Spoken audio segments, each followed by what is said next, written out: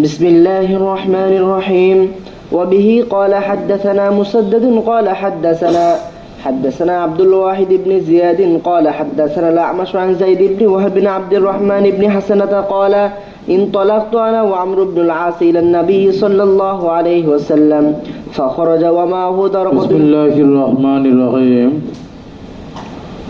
হযরতে আব্দুর রহমান ইবনে হাসানা রাদিয়াল্লাহু তাআলা থেকে বর্ণিত তিনি বলেন ইনতালাকতু আনা ওয়া আমরু ইবনুল আস ইলা নবী সাল্লাল্লাহু আলাইহি সাল্লাম।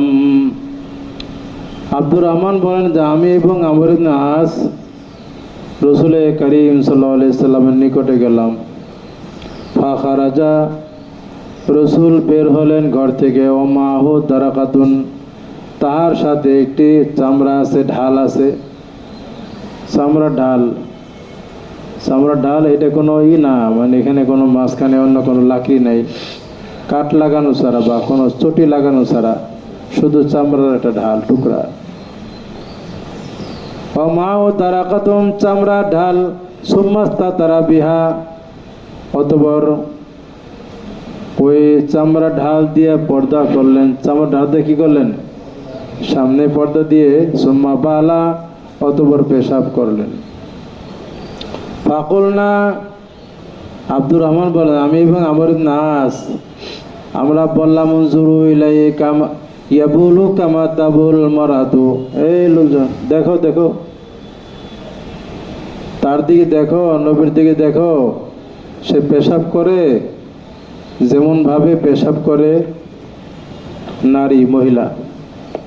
দেখো রসুল কিরকম মহিলার মতন পেশাব করে।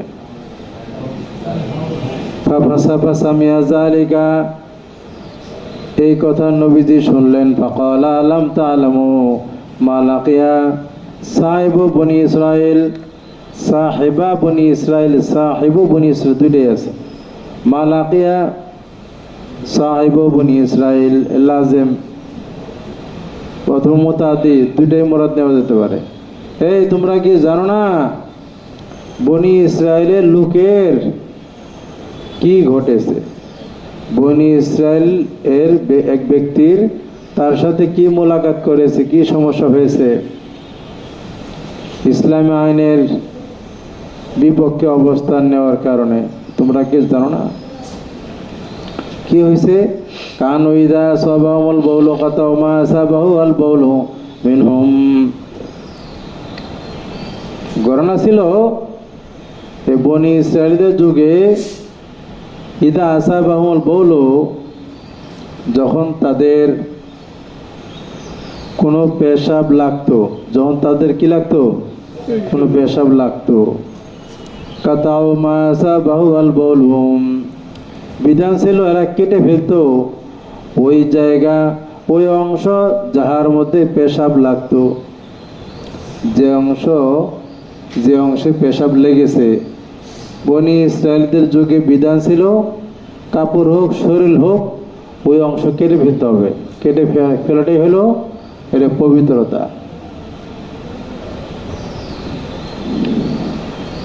কাতাউ মা সাবাহুল বাউলু মিনহুম, তাদের যেই অংশে, যে অঙ্গে, যেই কাপড়ের টুকরায় পেশাব লেগেছে সেটা কেটে ফেলতে হইতো।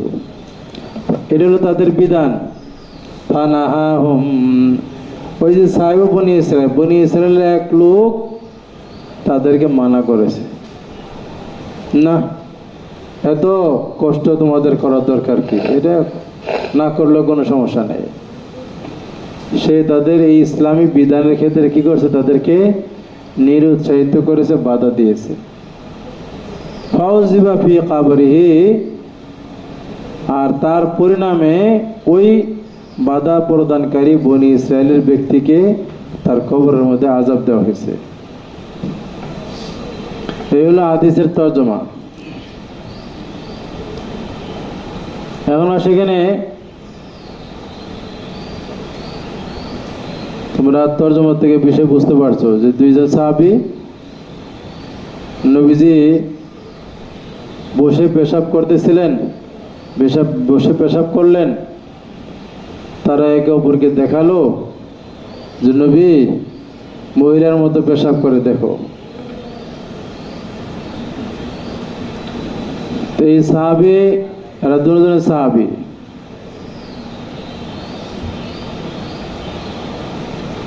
মহিলার মতন পেশাব করে মহিলার সাথে তাসবিহ দিলেন কেন? তাসবিহ দেওয়ার দুইটা দিক আছে। তাসবিহের কয়টা কারণ? দুইটা কারণ। কারণ তৎকালীন সময়ে জাহেলি যুগের কাছাকাছি, জাহেলি যুগের মধ্যে মহিলারা, পুরুষরা বেপর্দা পেশাব করত, আর নারীগণ এরা পর্দা করত পেশাব করার সময়। তাহলে নবীজি পর্দা করলেন মানে নারীদের মতন পেশাব করলেন। পুরুষরা তো এরা বেপর্দা করে, এই একটা অজে তাসবিহ। আর তাসবির আরেকটা দিক হলো, জাহেলি যুগে পুরুষরা দাঁড়িয়ে পেশাব করত। ওয়াকার মিন শানিল আরবে আল বাউল কায়মান, এটাও কিতাবে আসছে। আরবের তৎকালীন সময়ে দাঁড়িয়ে পেশাব করা এটা পুরুষদের এর একটা মর্দামি ভাব ছিল, শান ছিল, যে সে ডাটপাট, যে সে দাঁড়িয়ে পেশাব করলো, এটাই তাদের শান। আর মহিলা হিসেবে দুর্বল, এরা বসে পেশাব করতেন। এই জন্য নবী যেহেতু বসে পেশাব করেছেন, এই জন্য মহিলাদের মতো পেশাব করেছেন, এই কথা বলেছেন। এই কথা বুঝতে নেই। তখনকার পরিবেশ অনুযায়ী তারা এইভাবে আশ্চর্য হয়ে কথা বলেছেন। সাহাবী এরকম কথা কেন বললেন? এখানে মুহাদ্দিসিন কেরামগণ এই কথার ব্যাখ্যার মধ্যে ইখতিলাফ করেছেন। কেউ ব্যাখ্যায় বলেছেন যে এই দুইজন আব্দুর রহমান ইবনে হাসান এবং আমর ইবনুল আস, ওনাদের যে মন্তব্য, এই মন্তব্যটি তারা মুসলমান হওয়ার আগে করেছে, অথবা এটাও কেউ বলেছে যে মুসলমান হওয়ার পরে করেছে। যদি মুসলমান হওয়ার আগে করে থাকে তাহলে তাদের এই মন্তব্যটি এটা হলো মানে তার রুজান, এর নবীর উপরে এটা একটি তিরস্কারমূলক কথা। এটা যেহেতু ইসলাম নাই, তাহলে সে তিরস্কারমূলক কথা কাফের বলতেই পারে। আর যদি ইসলামের পরে বলে থাকে তাহলে মুহাদ্দিসিন ব্যাখ্যা দিয়েছেন এরা নতুন মুসলমান, এটা তাজ্জব করে বলেছে কথাটা। কোন হিসেবে বলেছে? আশ্চর্য হয়ে বলেছে, কারণ এরা জীবনে কোনোদিন কোনো পুরুষ লোককে বসে পেশাব করতে দেখে নাই, আর পর্দা করে পেশাব করতে দেখে নাই। তো প্রথম নবীজিকে দেখে তাজ্জব হয়ে এই কথাটা, তাজ্জব করে কথা বলেছে। আর কথা বুঝো নেই, যাই গেল। তো নবী করিম সাল্লাল্লাহু আলাইহি সাল্লাম তাদেরকে বুঝ দিলেন, বনি ইসরায়েলের যুগের এক লোক, সে এরকম এই বিধান, পেশাব করার যে পবিত্রতার বিধান, এই বিধানের ক্ষেত্রে প্রতিবন্ধক সৃষ্টি করেছে, মানা করেছে, এজন্য তার কবরে আযাব হয়েছে। তোমরা কি জানো না? তাহলে তোমরা যে আমাকে তাজ্জব করে হোক আমার এই কাজে, তোমরা তিরস্কার করে হোক, তোমরা যে মন্তব্য করলে, মন্তব্য করাটা মানে হলো আমাকে এই কাজ থেকে বিরত রাখা। আর বিরত রাখার কারণে বনি ইসরায়েলের যুগের ব্যক্তির যে দশা হয়েছে, এখন তোমরা চিন্তা করে দেখো তোমাদের কি হবে। নবীজি তাকে ওই ঘোষণা দিয়ে তাদেরকে সতর্ক করলেন। এই কথা বোঝা আসছে কিনা? আচ্ছা, এখন হলো এই যে হাদিস, এই হাদিসের সাথে বাপের সাথে মুনাসাবত কি দেখো।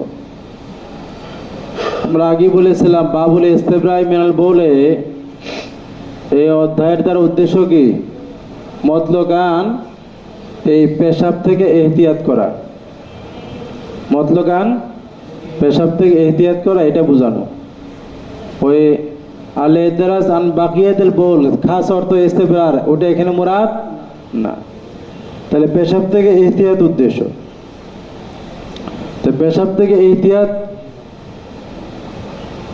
করার জন্য, পেশাব থেকে বেঁচে থাকার জন্য যত লাইনে তোমার পদক্ষেপ নেওয়া দরকার অত লাইনে পদক্ষেপ নিতে হবে। এর মধ্যে একটা বিষয় এটা বসে পেশাব করা। তাহলে বসে পেশাব করার মধ্যে কি আছে? সতর্কতা আছে। দাঁড়ায় পেশাব করার মধ্যে দাঁড়ায় পেশাব করবে, পেশাব ছিটবে, তো সতর্কতা হবে না। আর বসে পেশাব করলে তুলনামূলক সতর্কতা বেশি। কথা ঠিক কিনা? তাহলে ইস্তেবরা মিনাল বাউলের মধ্যে যেমনান সরাসরি না হলেও যেমনান কি আছে? বসে পেশাব করার কথাও আছে যেমনান। তাহলে হাদিসের সাথে অধ্যায়ের সাথে কি হলো? মিল হলো।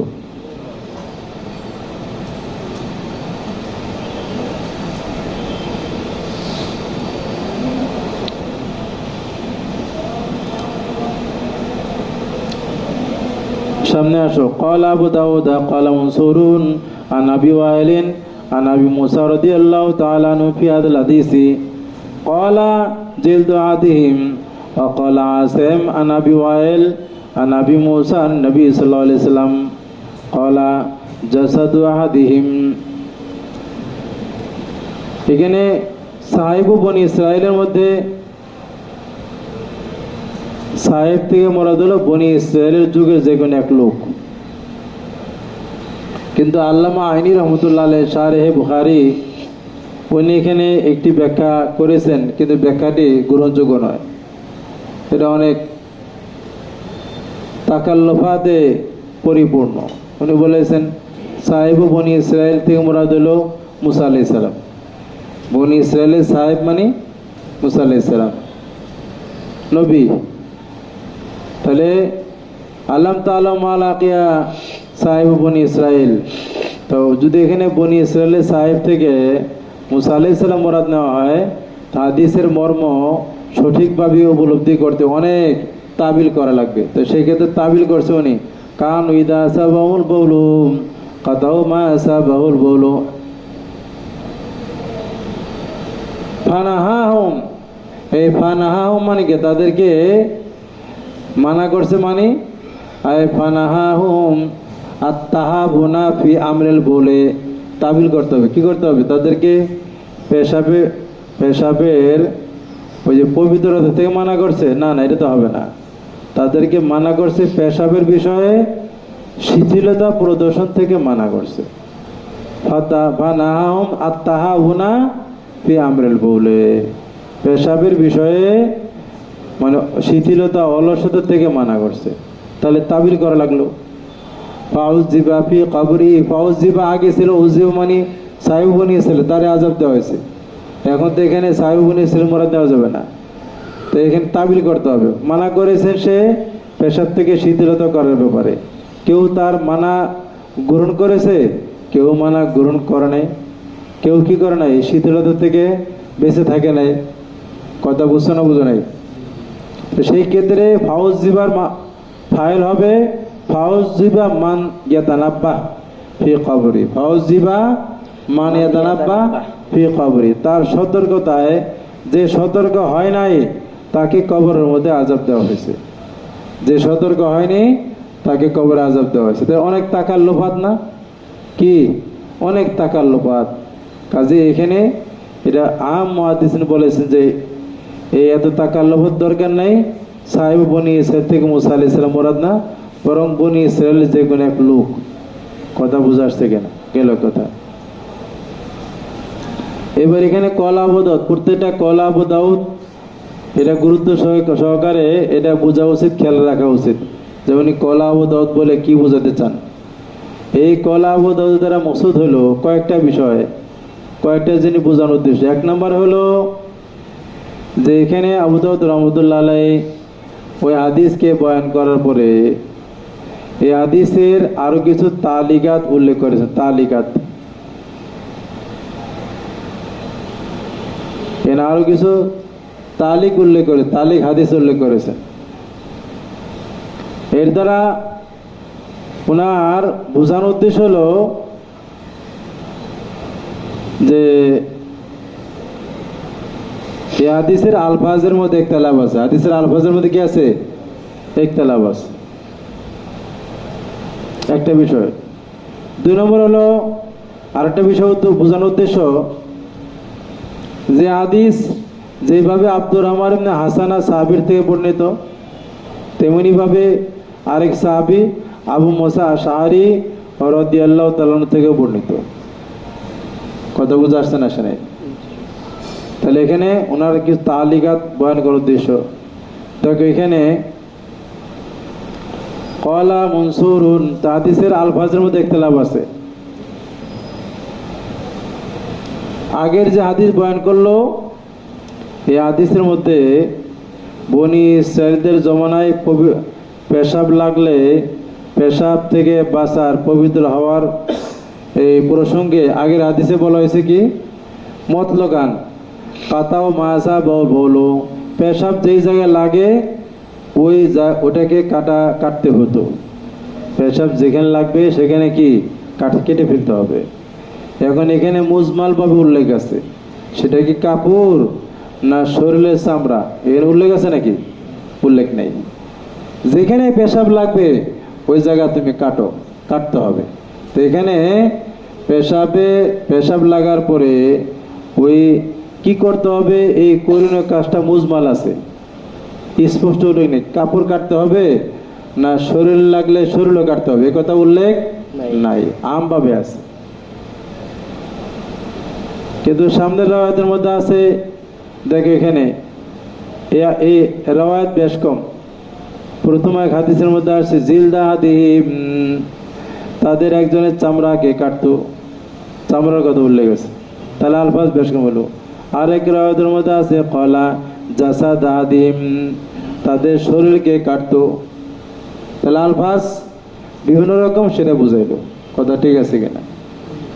এখন আলফাজ কোনটা সঠিক, এটার তাওজি কি হবে সেটা আমরা করবো ইনশাল্লাহ। আগে বিষয়টা বুঝো। তাহলে ক্বালা আবু দাউদ বলে এই হাদিসের আলফাজ মুখতালিফ, বিভিন্ন রকমের আছে, সেটা বয়ান করার উদ্দেশ্য। আগের হাদিসের মধ্যে আলফাজ ছিল মুতলাক, আলফাজ ছিল কি রে? মুতলাক। কাতাও মাসাবা মুতলাক আছিল। আর পরের আবু দাউদের মধ্যে দুইটি হাদিস বয়ান করলো, এখানে আলফাজ ভিন্ন আছে, শব্দ ভিন্ন আছে, জিদ্দা আদিম জাসাদা আদিম। কথা ঠিক আছে কিনা? দ্বিতীয় আরেকটি বিষয় হলো যে এই হাদিস উনি আরেকটা বিষয় বোঝাতে চাচ্ছেন যে হাদিস খানা আগে বর্ণিত হয়েছে সাহাবী আব্দুর রহমান ইবনে হাসানার সূত্রে। উনি বুঝালেন যে এই হাদিস খানা ভিন্ন আরেকজন সাহাবী আবু মুসার সূত্রে বর্ণিত। তবে আবু মুসার সূত্রে বর্ণিত এই বর্ণনা নাম্বার দুই রকমের। বর্ণনা নাম্বার কি? দুই রকমের। আবু মুসার সূত্রে বর্ণনা দুই রকমের। দেখো আবু মুসার শাগিরিদ আবু ওয়াইল, হযরত আবু মুসার শাগিরিদ কি? আবু ওয়াইল। পেয়েছো। আর আবু ওয়াইলের শাগিরিদ দুইজন। আরে কথা বলো না কেন? আবু মুসার শাগিরিদ কে? আবু ওয়াইল। আর আবু ওয়াইলের শাগিরিদ কয়জন? দুইজন। আবু ওয়াইলের শাগিরিদ মনসুর, আবু ওয়াইলের শাগিরিদ আসেম, সামনে আছে। কথা ঠিক কিনা? তাহলে আবু ওয়াইলের শাগিরিদ মনসুর হাদিস খানা তিনি বর্ণনা করেছেন মওকুফান। কিভাবে বর্ণনা করেছেন? মওকুফান, রাসূল মরফুর তরিকায় উল্লেখ করেন, নবী সাল্লাল্লাহু আলাইহি সাল্লাম বিহাদাল হাদিস মরফুনা। আর আবু ওয়াইলের শাগিরিদ আসেম তিনি হাদিসটি নকল করেছেন মরফুআন। মরফু আর মওকুফ বুঝো? সাহাবীর উপরে মওকুফ, রাসূল পর্যন্ত পৌঁছায়নি, আর মরফু মানে রাসূল পর্যন্ত পৌঁছাইছে। তাহলে এই যে এখানে একটা পার্থক্য, আবু মুসার শাগিরিদ মনসুর আর ওখানে আবু মুসার শাগিরিদ আসেম, এই দুইজনের পার্থক্য। একজনে মওকুফ তরিকায় বয়ান করছে, রাসূলের নাম উল্লেখ করে নাই, মরফু হিসেবে উল্লেখ করে নাই, আর আসেমে মরফু তরিকা নকল করছে। কথা ঠিক কিনা? তাহলে মওকুফ হাদিসের মধ্যে শব্দ আছে জিলদা হাদিহিম, আর মরফু হাদিসের মধ্যে শব্দ আছে জাসাদা আদিম। এই আলফাজের মধ্যে ইখতিলাফ আছে। তাহলে ক্লিয়ার হলো কিনা? তাহলে আবু দাউদ বলে এই হাদিসের আলফাজে মুখতালিফে বয়ান করার উদ্দেশ্য। দুই নম্বর কিছু তালিকাত উল্লেখ করেছেন, তালিকাত দিয়ে এখানে এটা বোঝানোর উদ্দেশ্য হাদিস যে আব্দুর রহমানের সূত্রে বর্ণিত, আবু মুসার সূত্রে বর্ণিত। আবার আবু মুসার সূত্রে বর্ণিত এখানে দুই রকম আছে, একজনে বলেছেন মওকুফ আর একজন বলেছেন মরফু। আবার একজনের সনদের মধ্যে লফজ এক রকমের, আরেকজনের সনদের মধ্যে লফজ আরেক রকমের। এই কথা ঠিক আছে কিনা? এখন এখানে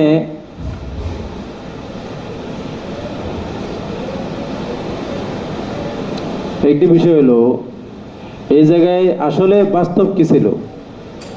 বনি ইসরাইলদের যুগে পেশাব লাগলে এদের ধর্মের মধ্যে আসলে বিধান ছিল কি? এখানে আমরা পাইলাম, এখানে উলামায়ে কেরামদের মধ্যে মতভেদ আছে এই হাদিসের ব্যাখ্যার মধ্যে। আমাদের প্রথম রাওয়ায়াতের মধ্যে আম আছে, যেখানে পেশাব লাগবে সেটা কেটে ফেলতে হবে। আর পরের রাওয়ায়াতের মধ্যে চামড়া আছে, আরেক রাওয়ায়াতের মধ্যে শরীর আছে। বুখারী শরীফের মধ্যে বুখারী রহমতুল্লাহ আলাইহি সৌব আছে, সৌবা আদিহিম, তাদের কাপড়ে লাগতো, কাপড় কেটে ফেলতে হতো। এখন এটার তাওজে কি? উলামায়ে কেরামের মধ্যে এখানে দুই ফরিক।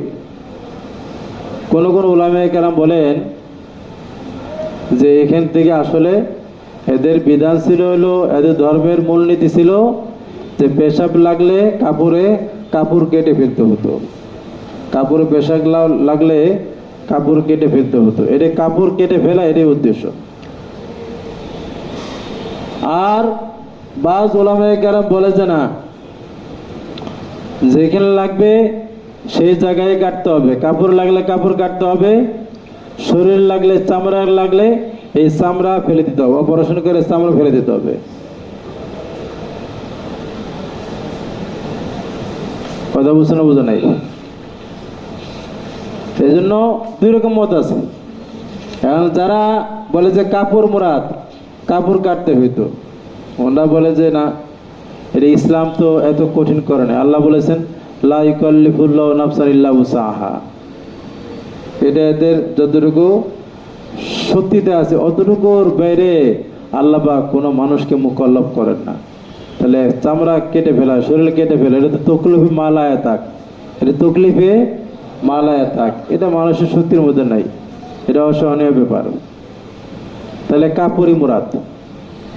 তাহলে ওনারা ওই হাদিসের জবাব দেয়, কি করেন? ওই হাদিসের জবাব দেওয়া লাগবে না। তাহলে এই হাদিসের মধ্যে জিলদুন আছে, জিলদুন বলে কি বোঝানোর উদ্দেশ্য? ওই জিলদুন মানে হলো জিলদা লেবাসিহিম, জিলদা হাতি মানে কি? চামড়া। ঠিক আছে, এরা চামড়ার পোশাক পরতো, তাদের চামড়া কাটতো, মানে চামড়ার পোশাকের মধ্যে লাগতো, ওই পোশাকের চামড়া কাটতো, শরীরের চামড়া না। আরে কথা হুহা করে না কেন? পোশাকের চামড়া, পোশাকের চামড়া কাটতো।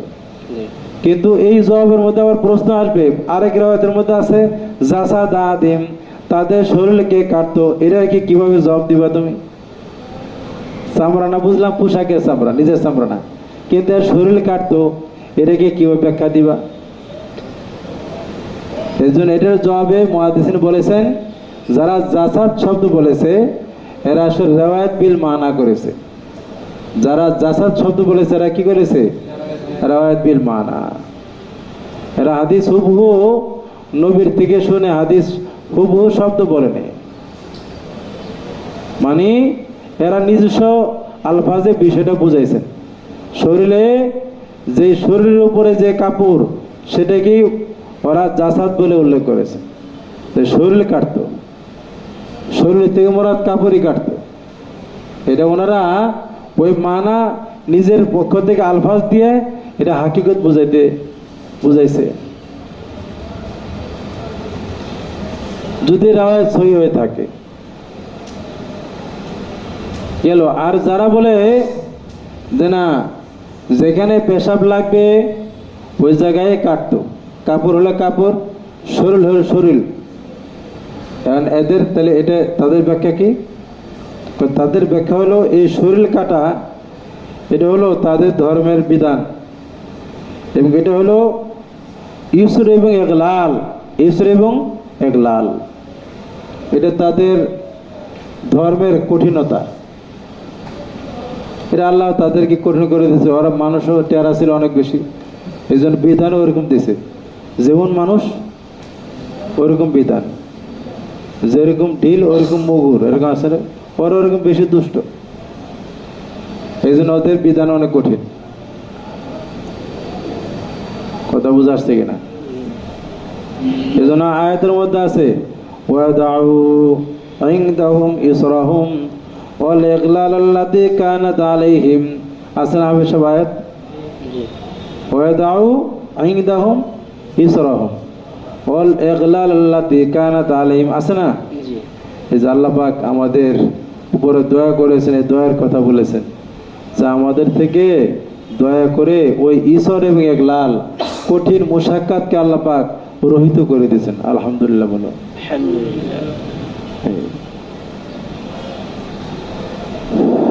এই জন্য মিল্লাত ইব্রাহিম হানিফা, এটা খুবই মায়লান আল্লাহ দিয়ানে কুল্লিহা, অন্য ধর্মের চাইতে এই ধর্ম মধ্যম পন্থা, বেশি কঠিন না, বেশি নরমও না, বেশি ঢিলও না, আবার বেশি শক্তও না।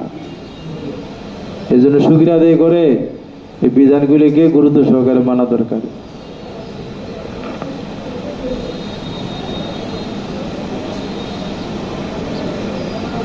চলো।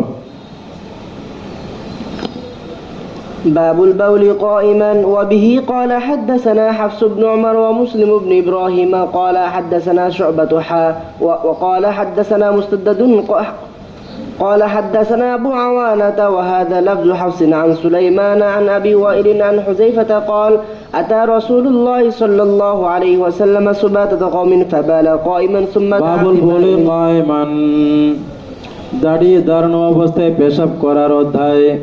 দাঁড়িয়ে পেশাব করা জায়েজ কি জায়েজ না? ইমাম আবু দাউদ রহমতুল্লাহ আলাইহি শুরুতে দেখো আগের অধ্যায়ের মধ্যে একটি হাদিস এনেছেন, হাদিস দিয়ে যেমন আর বোঝা গেল বসে পেশাব করতে হবে। কি করতে হবে? বসে পেশাব করতে হবে। বোঝা গেল কিনা?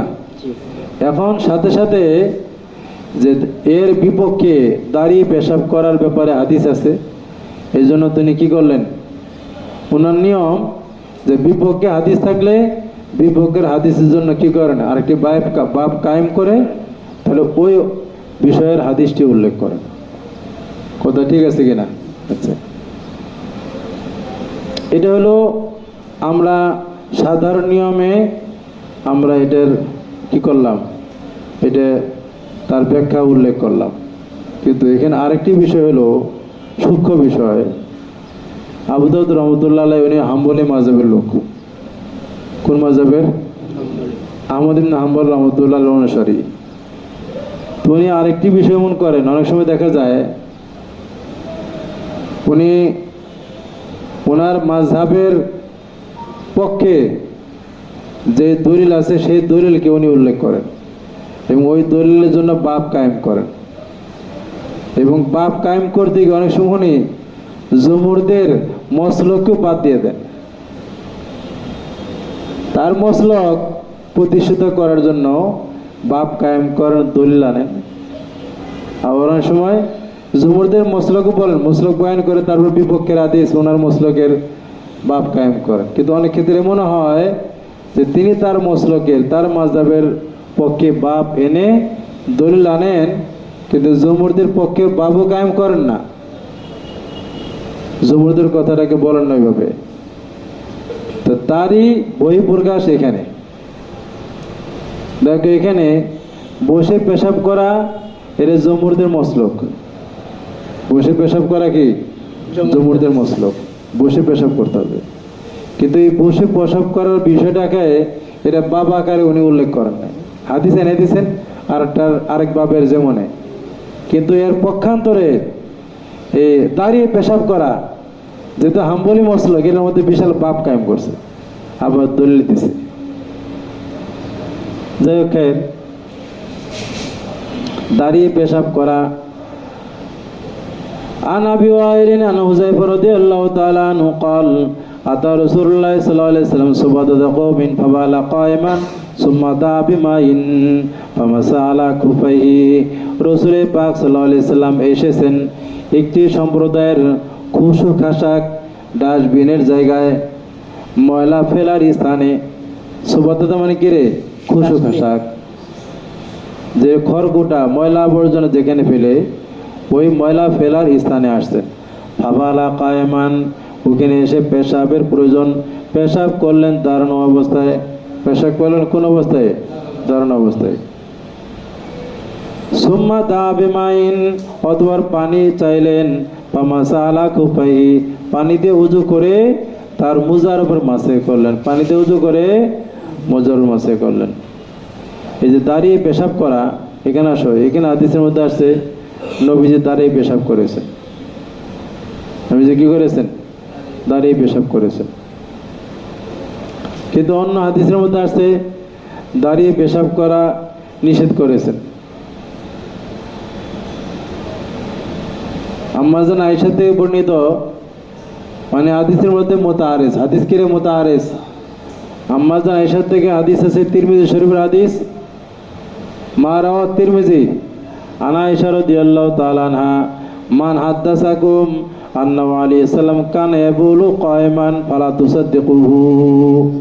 আম্মা জান আয়েশা বলেন, কেউ যদি তোমাদের কাছে বয়ান করে যে নবীজি এটা দাঁড়িয়ে পেশাব করেছেন, তাকে তোমরা সত্য মনে করবে না, তাকে বিশ্বাস করিও না। মা কানা ইয়াবুলু ইল্লা কায়মান, নবীজি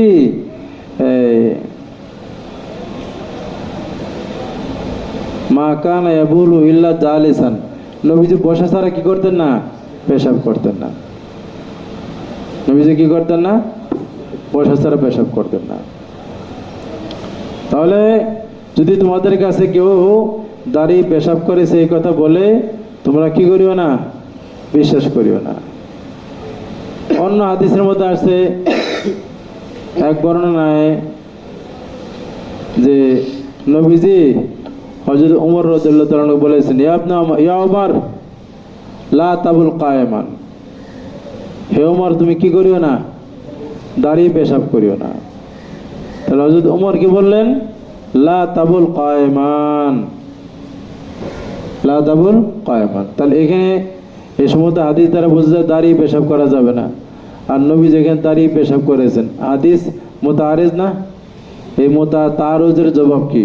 তারুজের জবাব হলো আম্মা জান, এক নম্বর জবাব, আম্মা জান আয়েশা রাদিয়াল্লাহু তাআলা আনহা যেটা বলেছেন, এটা উনি তো ঘরের অবস্থা দেখেছেন, ঘরের অবস্থার আলোকে তিনি হাদিস বয়ান করেছেন। সফরে তো সব সফরে আম্মা জান নবীজির সাথে যান নাই, সফরের অবস্থা জানেন না। তাহলে আম্মা জান আয়েশার হাদিস ইয়ে বাইত কি হালত পর মামুল হয়, ঘরের অবস্থার উপরে প্রযোজ্য, যে ঘরে নবীজি কখনো দাঁড়িয়ে পেশাব করেন নাই, বাকি সফরের মধ্যে করেছেন, যেটা এই হুযায়ফার হাদিসের মধ্যে বর্ণিত হয়েছে। এক নম্বর। আর দুই নম্বর জবাব হলো তারুজের, আম্মা জান আয়েশা যেটা বলেছেন, এটা আদতে মুস্তামরা के ऊपर मामूल है, আদতে মুস্তামরা के ऊपर मामूल है। এটা নবীজির নিয়মিত অভ্যাস ছিল যে নবীজি বসে পেশাব করতেন, দাঁড়িয়ে পেশাব করতেন না। আর এখানে হাদিসের মধ্যে যেটা বলা হয়েছে হুযায়ফার থেকে, এটা হলো একটি বিশেষ ঘটনা। এটা কি বিশেষ ঘটনা? তো হতেই পারে বিশেষ কারণে বিশেষ ঘটনা ঘটছে। এখন দাঁড়িয়ে পেশাব করার ব্যাপারে বিধান, দাঁড়িয়ে পেশাব করার ব্যাপারে বিধান, এখানে আইমায়ে কেরামদের মধ্যে ইখতিলাফ আছে। সাঈদ বিন মুসাইয়িব, উরওয়া ইবনে জুবায়ের, আহমদ ইবনে হাম্বল এবং ইমাম মালিক রাহমাতুল্লাহ আলাইহি, সাঈদ ইবনে জুবায়ের, সাঈদ ইবনে মুসাইয়িব, উরওয়া ইবনে জুবায়ের, আহমদ ইবনে হাম্বল, ইমাম মালিক, ওনাদের নিকটে দাঁড়িয়ে পেশাব করা জায়েজ, দাঁড়িয়ে পেশাব করা জায়েজ। তবে শর্ত হলো পেশাবের সিটা যাতে না লাগে, পেশাবের সিটা না লাগার শর্তে দাঁড়িয়ে পেশাব করা জায়েজ। দুই নম্বর, বাজে আহলে ইলম বলেন দাঁড়িয়ে পেশাব করা হারাম, তার উল্টা, সম্পূর্ণ উল্টা, দাঁড়িয়ে পেশাব করা হারাম।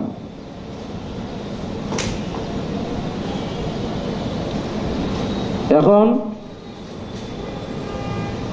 ইমাম আহমদ বিন হাম্বল ওগারের দলিলে অধ্যায়ের হাদিস নবীজি দাঁড়িয়ে পেশাব করছেন। আর যারা বাজে ইলম হারাম বলেছেন, তাদের দলিল ওই যে হযরত ওমরের হাদিস, ইয়া উমর লা তাবুল কায়েমান, উমরকে দাঁড়িয়ে পেশাব করতে নবীজি নিষেধ করেছেন। কিন্তু ইংদাল জমহর নিকটে দাঁড়িয়ে পেশাব করা মাকরুহে তানজিহি। জমহরের নিকটে দাঁড়িয়ে পেশাব করা কিরে মাকরুহে তানজিহি, কারণ এই নিষেধের হাদিস কোনো সহিহ সনদে সাবেত নাই। যে দাঁড়ানো যে নিষেধ, এটা সহিহ সনদে সাবেত নাই, কাজী দাঁড়ানোর ব্যাপারে নিষেধ আছে, এটাকে মাকরুহে তানজিহির উপরে মামুল করা হবে। খেলাফে আদব মাকরুহে তানজিহির উপর হামল। কিন্তু শায়ানুর কাশ্মীর রহমতুল্লাহ আলাইহি এবং আরো উলামায়ে কেরাম সিদ্ধান্ত দিয়েছেন, বর্তমান সময়ে দাঁড়িয়ে পেশাব করাটা এটা হলো যারা বেদিন ইহুদ খ্রিস্টানদের এটা কালচারে পরিণত হয়েছে। ইহুদ খ্রিস্টান এবং যারা গায়রে মুসলিম তাদের শেয়ারে পরিণত হয়েছে। কি বলো? শেয়ারে পরিণত হওয়ার কারণে ওই যে হাদিস মান তাশাবা বিকওমিন ফাহুয়া মিনহুম, তাদের সাথে সাদৃশ্যতা হওয়ার কারণে, এমনি তো শরীয়তে নিষেধ আছেই, যদি অত গুরুত্বর সাথে নাই, কিন্তু এখানে শেয়ারে গায়রে মুসলিম হয়ে যাওয়ার কারণে এখন আনোয়ার শেখ কাশ্মীর রহমতুল্লাহ আলাইহি বলেন দাঁড়িয়ে পেশাব করা নাজায়েজ বা মাকরুহে তাহরিমি। কেউ কেউ মাকরুহে তাহরিমি বলেছেন আর তিনি নাজায়েজ বলেছেন। সুতরাং এখন দাঁড়িয়ে পেশাব করা সিদ্ধান্ত ফতোয়া দিতে হবে নাজায়েজ অথবা মাকরুহে তাহরিমি। এই কথা বুঝে আসছে কিনা? এখন এই অধ্যায়ের হাদিসের জবাব যে নবীজি দাঁড়িয়ে পেশাব করলেন, কেন করলেন? 1 নম্বর জবাব লি বয়ানিল জাওয়াজি, সফরের মধ্যে করছেন, এটা জায়েজ বোঝানোর জন্য। যে কারো প্রয়োজনে নবীজি না করে দেখালে তো জায়েজ প্রমাণিত হবে না, জায়েজ প্রমাণ করার জন্য বয়ানে যাওয়ার জন্য দাঁড়িয়ে করেছেন। 2 নম্বর হলো নবীজির হাঁটুতে ব্যথা ছিল। কি ছিল? হাঁটুতে ব্যথা ছিল। হাদিসের মধ্যে আসছে বাইহাকি শরীফের রাওয়ায়াত আন্নাহু বালা কায়মান মিন জুরহিন কানা বিমা বিজিহি, আন্নাহু আলাইহিস সালাম বালা কায়মান মিন জুরহিন কানা বিমা বিজিহি, নবীজির হাঁটুতে কোমরে এর আঘাত থাকার কারণে দাঁড়িয়ে পেশাব করেছেন, তো উজরের কারণে করেছেন। এ হলো 2 নম্বর। 3 নম্বর হলো যে জায়গায় পেশাব করেছেন ময়লা আবর্জনার স্থান, ওইখানে বসার মতন কোনো পরিবেশ ছিল না, বসার মতো কোনো ভালো জায়গা ছিল না, বসলে কাপড় খারাপ হয়ে যাবে, শরীর অন্য অঙ্গে নাপাক লাগবে। তো বসার উপযুক্ত মুনাসিব জায়গা না থাকার কারণে দাঁড়িয়ে পেশাব করেছেন। তাহলে কয় জবাব দেওয়া গেল? দাঁড়িয়ে পেশাব করেছেন বয়ানে যাওয়ার জন্য। 2 নম্বর নবীর শরীরে হাঁটুতে কোমরে ব্যথা থাকার কারণে বালা কায়মান মিন জুরহিন কানা বিমা বিজিহি। আর 3 নম্বর এটা নবীজি দাঁড়িয়ে পেশাব করেছেন বসার উপযুক্ত জায়গা না পাওয়ার কারণে। এই কথা বুঝে আসছে কিনা? আরেকটি কথা, আতা রাসূলুল্লাহ সাবাতাত কওমিন, এক কওমের ময়লা রাখার স্থানে আসলেন। এই কওমের দিকে স্থান, কওমের দিকে আযাবত করছে, তাহলে এই স্থানটির মালিক একটা সম্প্রদায়, অন্যরা মালিক, তো অন্যের মালিকানা জায়গায় নবীজি পেশাব করলেন কেন?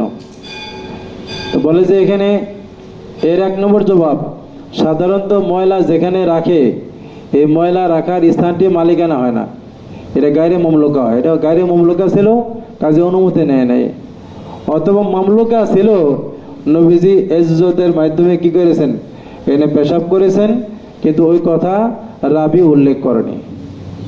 ঠিক আছে, সুবহানাল্লাহ বিহামদি সুবহানাকাল্লাহুম্মা বিহামদিকা।